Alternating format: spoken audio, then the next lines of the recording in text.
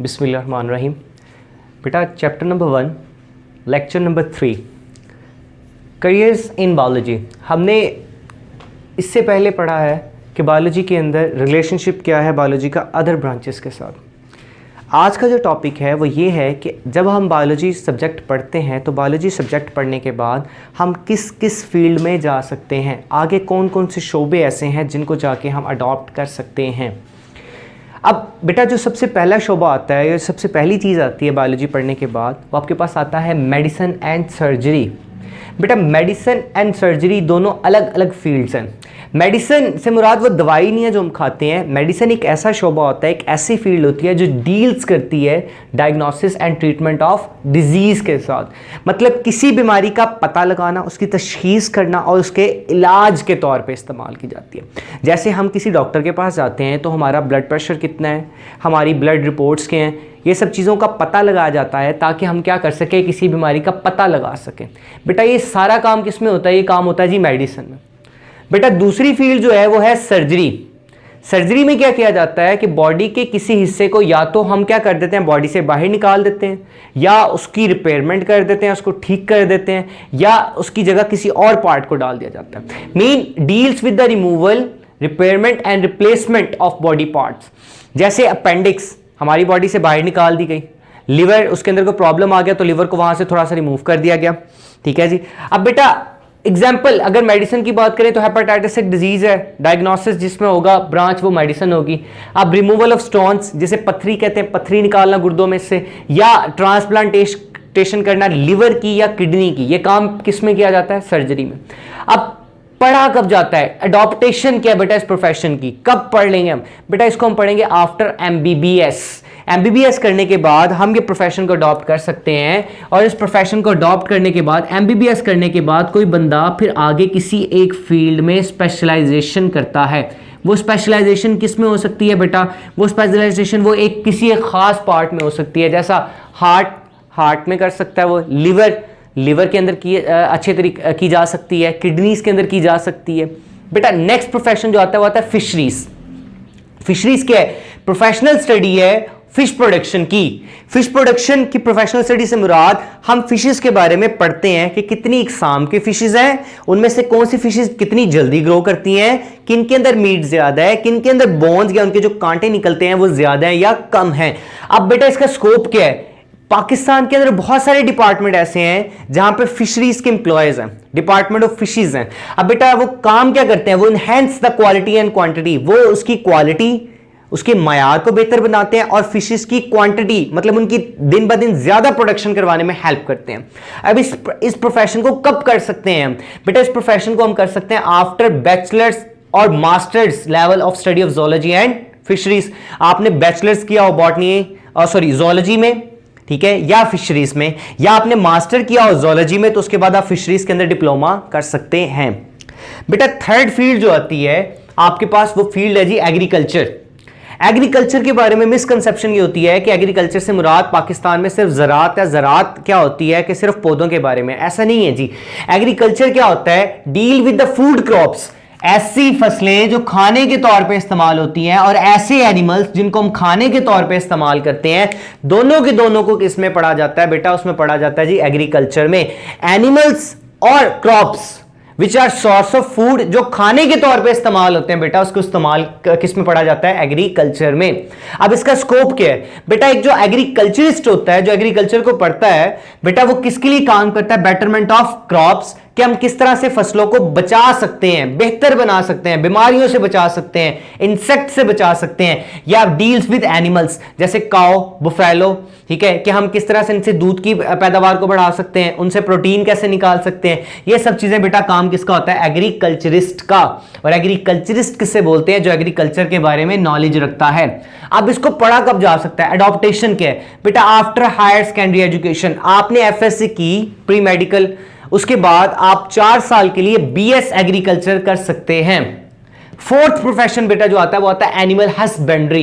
Animal से मतलब जानवर, husbandry deals with the care and breeding of domestic animals. Domestic animals कौन से हो सकते हैं बेटा? Domestic animals cattle and sheep, जो आप घरों में पाल सकते हैं, कोई भी जानवर, उन्हें बोलते हैं डोमेस्टिक एनिमल्स। इनकी केयर का मतलब इनकी हिफाजत, ब्रीडिंग, इनकी नस्ल को कैसे बढ़ाया जा सकता है आगे, उसे बोलते हैं ब्रीड करवाना, कि इसकी नस्ल को कैसे बढ़ा सकते हैं हम आगे। बेटा इसकी स्टडी किस में की जाती है, एनिमल हस्बेंड्री में। बेटा इसकी अडॉप्टेशन कब है, इसको कब अडॉप्ट किया जा सकता है, इसको अडॉप्ट कर सकते हैं हम after higher secondary education. After higher secondary education से मुराद ये है कि आफ्टर एफएससी हम एनिमल हस्बेंड्री को क्या कर सकते हैं, अडॉप्ट कर सकते हैं। अब बेटा फिफ्थ प्रोफेशन जिसका नाम क्या है, हॉर्टिकल्चर। बेटा हॉर्टिकल्चर की स्टडी क्या कहलाती है, ये हॉर्टिकल्चर किसे बोलते हैं, deals with arts of gardening. बेटा ये डील करता है जी आर्ट ऑफ गार्डनिंग। गार्डनिंग का मतलब होता है बागबानी, फूल लगाना। बेटा स्कोप क्या है इसका, बेटरमेंट ऑफ एग्जिस्टिंग वैरायटीज, पहले से मौजूद जितने पौधे हैं बेटा उनकी क्या करना, प्रोडक्शन उसकी बेटरमेंट करवाना। बेटा लेकिन इसमें लिखा हुआ है आर्ट ऑफ गार्डनिंग। गार्डनिंग का मतलब ये होता है कि आपके पास ऐसे फूल, ऐसे पौधे जो ऑर्नामेंटल हैं। ऑर्नामेंटल के मतलब जो घरों में सजावट के तौर पे लगाए जा सकते हैं, जैसे गुलाब का पौधा, सड़क के दरमियान के अंदर जो वो क्यारियां सी बनी हुई होती हैं। बेटा ये सारे का सारा किस में पढ़ते हैं, हॉर्टिकल्चर में। इसके अलावा बेटा आप पहले से मौजूद जो वेराइटीज हैं उनको देखना, और उसके बाद नई वेराइटीज को बनाने को हम किस में पढ़ते हैं बेटा, हॉर्टिकल्चर में। बेटा इसका अडॉप्टेशन कब है, मतलब इस प्रोफेशन को कब पढ़ा जा सकता है, आफ्टर हायर सेकेंडरी एजुकेशन। आप 12th ग्रेड पास करने के बाद इस प्रोफेशन को अडॉप्ट कर सकते हैं। 6 ब्रांच जो आती है बेटा वो आती है फार्मिंग। फार्मिंग कौन सी होती है बेटा, farming deals with maintenance and development of different types of farms. अब मेंटेनेंस का मतलब क्या है, हम उन फार्म्स को मेंटेन किस तरह कर सकते हैं, उनकी वैरायटीज किस तरह बना सकते हैं। बेटा उसके बाद डिफरेंट टाइप्स ऑफ फार्म का मतलब है कि खाली इसमें एनिमल फार्म नहीं आ सकता। बेटा इसके अंदर आप एनिमल फार्म के अंदर कौन कौन से फार्म हो सकते हैं बेटा, काओ के बाद बुफेलो,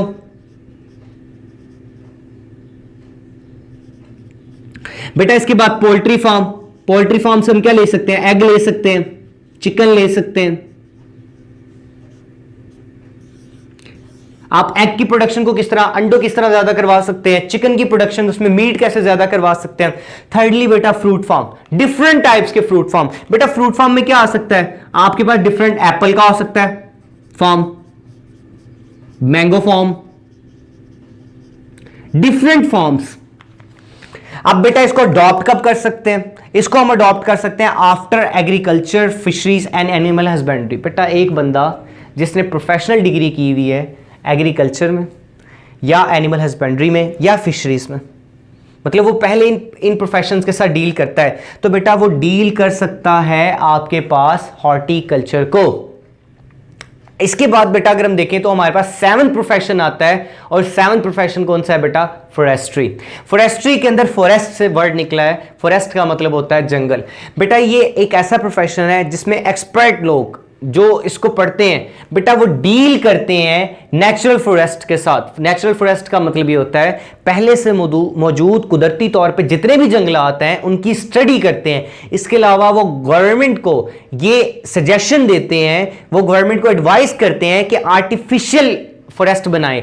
आर्टिफिशियल फॉरेस्ट का मतलब अपने हाथ से जंगलात को लगाया जाए ताकि एनवायरनमेंट भी बेहतर हो सके और जंगली हयात को भी क्या किया जा सके, बेहतर किया जा सके।